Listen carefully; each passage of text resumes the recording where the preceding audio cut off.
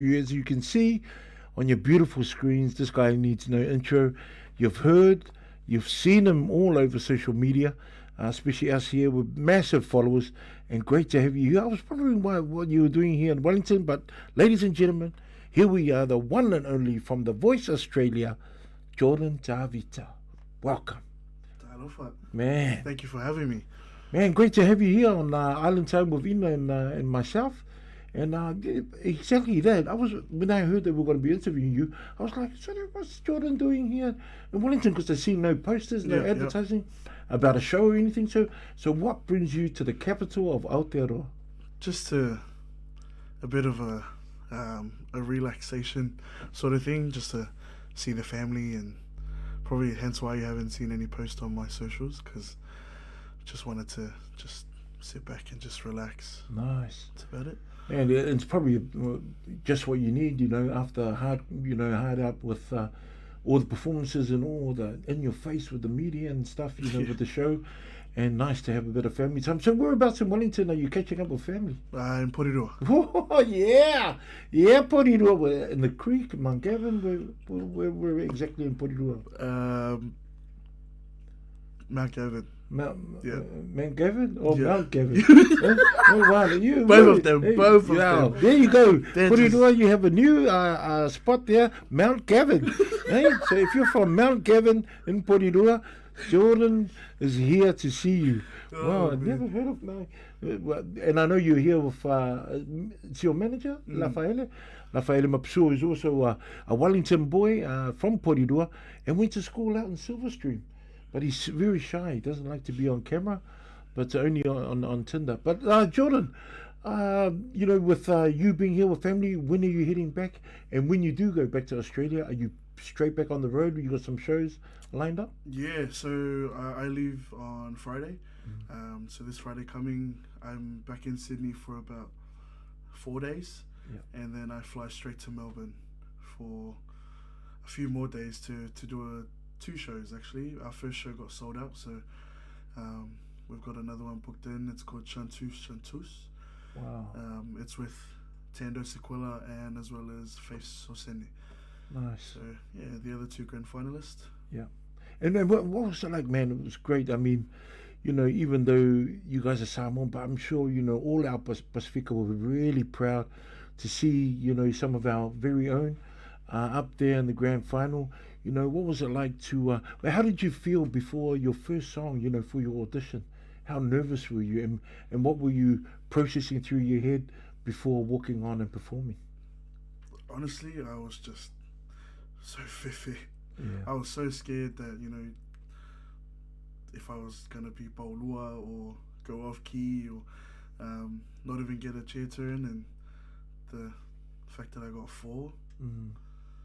just a blessing in itself. But yeah, I could just honestly say I was just scared. Yeah. Yeah, When the first judge turned around, how did you feel? like a sigh of relief. Yeah. And I was for like, oh, okay, I can just Did it see. make you want us to sing more? Yeah, just to see if another coach would turn around, and then two turned around, and then Keith was my last one. Yeah. So yeah. If Keith didn't turn around, were you going to throw something at Keith? Yeah, I probably would have. So, give us a little bit of background about yourself, your family, and what got you into music. For sure. Let's start from the beginning. If it wasn't for my dad, like it began in like the living room in local Vakaafi's, and then it moved into church. My dad was the band leader for many years, and then I eventually joined in 2014 with him, and that's what sort of brought me to singing. And because I don't know for anyone that is watching, and if you can vouch for it, but when you're on the stage in the falesa, it's a different feeling. It's like you're taken to a higher place, and when people first walk in, you're the first message that they hear. And my dad was just always certain with make sure when you sing, you know what you're singing, and because no one's gonna know unless you actually sing it. So yeah, no, that's probably where it started, and that's where it's still happening. Did you, at any one time, during the Voice Australia, when you were singing, did you sort of like put yourself in that zone? Like you were singing church and you were, as you sing, you were trying to deliver a message through your song? Yeah, 100%. Especially with Dad, he always used to say, when people walk in, they don't know anything. So you singing, the gospel of God, that's gonna make them know what they're listening to. So I just always try to channel that whenever I stood on that stage. And I mean, if it just made one person kangi, then that's fine. Nice. Well, what was it like to sing alongside and also be mentored by Guy Sebastian? Guy Sebastian was actually he was actually a really genuine guy. I thought with his status he would be, how everyone thinks a famous person is, but he was totally opposite. He was honestly like a big brother. Looked after us, and especially did like things that were not allowed. So like, for instance, we were meant to stay in our hotels for isolation. He would just call me and he'd be like, I'm downstairs, you want to go somewhere to eat? So then I'll meet his family and everyone. Like, it was really genuine moments. Oh, nice. And we've got to admit, I'm probably one of the many thousands of people that were really gutted when they read out the winner of Voice Australia. It was lucky my TV was insured because I threw something at my TV. But how did you take the result, of not winning Voice Australia? Yeah, no, I think that was something that I had to prepare myself for. I mean, there's 3 other people that honestly do deserve it as well. But leading up to it, I knew that I was okay and content that, if it was God's will for me to win, I would have won. But it wasn't. So I just take it as one door closes and another one opens. Nice. Yeah. And then, with how full on it was with the show, and then what support systems did you have in place, when it got tough and when too much in, when it became really overwhelming, who was around you to support you during that time? The Heavenly Father and my family. Those were probably the main 2 and the only 2. Because we started in October. I was in isolation for 3 months. And I missed Christmas. I missed New Year's. Like, there was a lot of things and events that I missed, and as well as my nana's funeral. It was really hard. But I mean, I can hear it now, like just my dad or my mom just saying, Kakalo. Kakalo. And that's what I did. And if I didn't have my family there, checking up on me, I probably would have lost my mind. But Great to hear that, how important and the massive role that your culture and especially your faith plays in your life in general, not just with your music. I was thinking, I wanted to ask you, with Origin just finishing up on Sunday, are you a New South Wales or are you a Queenslander? Did we win the second game? Was that Melbourne? Did we win the second game? Who's we? New South Wales. Oh yes, I think. Okay. Yeah. So you're those guys. You're those guys. Yeah, you're those guys. Okay. Well, it's good to know that you're those guys. We'll wrap up the interview now. We've heard enough from this guy. No, but seriously, Jordan, with us, you talked about your faith, your culture, your family, and and when it comes to our culture, our names mean a lot as well. Samoans love to call their kids after certain events or certain characters in the Bible. Who are you named after? My Fepulea'i. Your Fepulea'i? Yeah, so my full name is Jordan Tavita Junior Tavita. Wow. And Fepulea'i comes from my Fepulea'i. Yeah. Oh, good to know. Because I just got a text here from my Auntie Tala, and she was asking, are you single? Are you single? A lot of people, How is Auntie Tala? She's good. She's still shaving her back at the moment. It takes a while.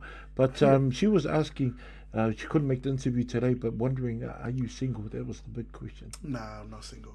You're not single. Mm.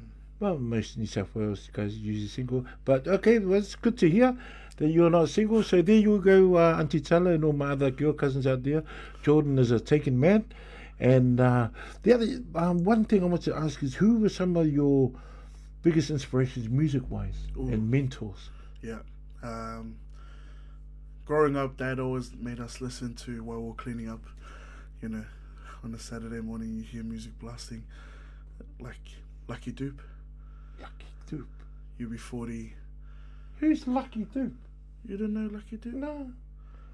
I only know like Kirk Franklin and Oh. yeah, just gospel musicians. Who's Lucky Dube? Do you know Lucky Dube, Rafaela? Who's Lucky Dube? You don't know who Lucky Dube is? No. What does Lucky Dube sing? Ina, you know what Lucky Dube is? The only Lucky Dube I know is the one where you pick a number out and you win a prize That's from the Lucky Lucky Dube. Oh, that's a Lucky Dube. Who's a Lucky Dube? My Lucky Dube. Yeah. Yeah, may I kasi, may I kasi. So okay, Lucky Dip, Lucky Dip. Yeah. UB40. Yeah. Brian McKnight. Brian McKnight. Wow.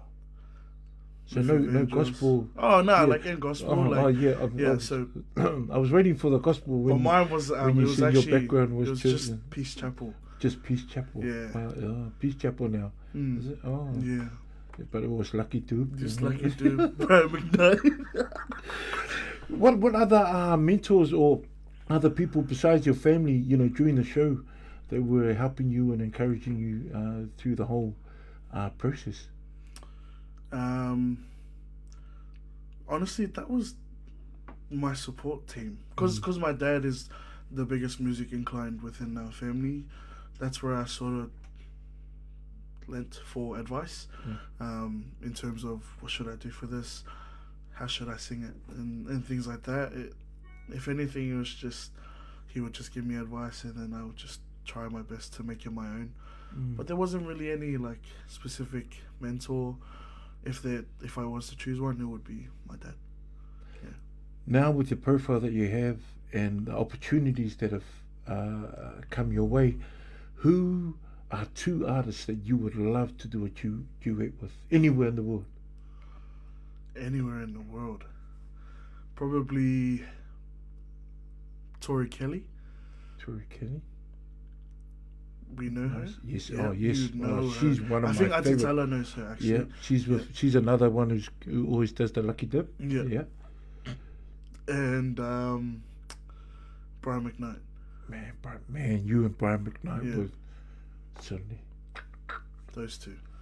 And then another thing, a lot of people don't know too much about is your upbringing. Were you born in Australia? Yeah, so born and raised in Sydney. Oh, so you're like hardcore New South Wales. Hardcore. Galofar. Yeah, that's why we won game 2. Oh, Yeah. yeah. I was just looking at you, and there are some. Anyway, so you're still in the same suburb in there. What school did you go to? Like primary schools and high school. Or, Yeah. I went to 4 different primary schools. Wow. Yeah, so Mum was very honoured to have a very good job and asked her to move around a lot. Yeah. So I went to Rosemeadow Public School. Yeah. I went to Bengal Primary, Tower Street, and Alfred's Point. Wow. I went to one high school, which I was very grateful for. I went to Menai High School. Oh, you went to high school. Yeah, Oh, okay. Oh, that's yeah. nice. Oh, good. Mm. Good. It's just New South Wales. Anyway, with the music and that, did you ever think of doing anything else outside? If there was no music, if you couldn't sing, what would Jordan Tavita be today? At home, eating and You wouldn't be playing any sport or any other career path you would have thought? nah.